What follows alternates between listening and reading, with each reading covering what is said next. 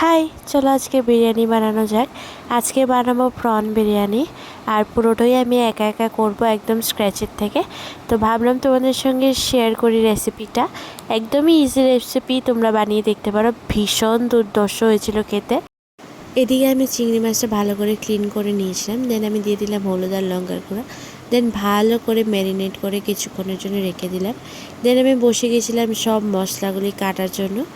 কাটার পর দেন আমি একদিকে বেরেস্তাটা ভেজে নিয়েছিলাম, আর অন্যদিকে আমি সব মশলাগুলি করে নিলাম।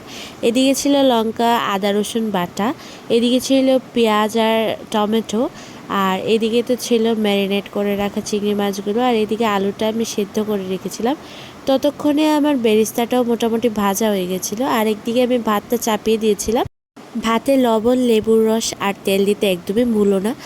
তারপর আমি এদিকে তোমার মশলাটা কষিয়ে নিয়েছিলাম। দেন আমি দিয়ে দিলাম হলুদ, লঙ্কার গুঁড়ো, জিরে ধনে গুঁড়ো আর একটু চিনি দিয়েছিলাম।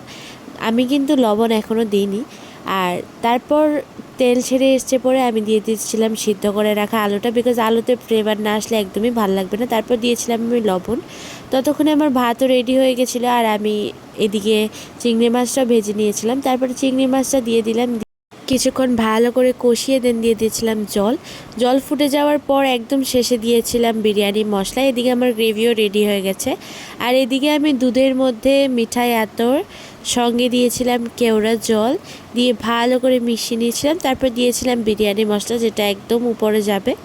তারপর আমি এদিকে তেল গ্রিস করে নিয়েছিলাম যেখানে দমে বসাবো। তারপর একদম বেসে দিয়েছিলাম একটু গ্রেভি। তারপরে আমি আস্তে আস্তে করে একটা একটা লেয়ার যেরকমভাবে দেখতে পাচ্ছ এমনভাবে করে দিলাম। তারপর শেষে একদম লেয়ারগুলি কমপ্লিট করে দেন দিয়েছিলাম দুধটা। দেন দিয়েছিলাম একটু জলের সঙ্গে ডাইলিউট করে ফুড কালার। আর দেখতেই পাচ্ছ কি ভালো এসছে আউটকামটা। আমি ভাবতেও পারি না এত ভালো হবে। যারা চিকেন খাও না তাদের জন্য এটা একটা ভালো অপশন হতে পারে। আমি মা বাবা আর দিদি ভাইয়ের রিভিউটাও অ্যাড করে দিলাম। তোমরা ট্রাই করে দেখতে পারো, আমি গ্যারেন্টি দিতে পারি তোমরা ঠকবে না। আর যদি ট্রাই করে থাকো আমাকে জানাতে ভুলবে না কেমন লাগলো। Till then tata.